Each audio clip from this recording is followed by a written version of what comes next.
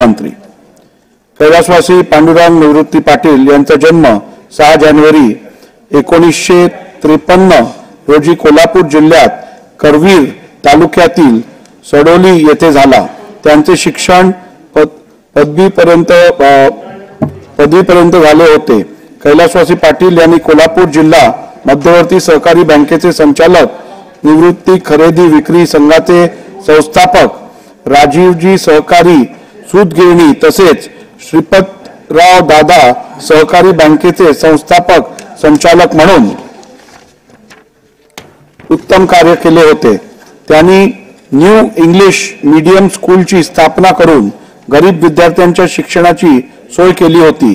कैलासवासी पाटील सन 2004 व सन 2019 मध्ये कोल्हापूर जिल्ह्यातील करवीर मतदारसंघातून महाराष्ट्र विधानसभेवर निवडून आले होते। विधिमंडळाच्या अनेक समितींवर त्यांनी कार्य केले होते। अशा या ज्येष्ठ समाजसेवकाचे गुरुवार दिनांक 23 मे 2024 रोजी दुःखद निधन झाले।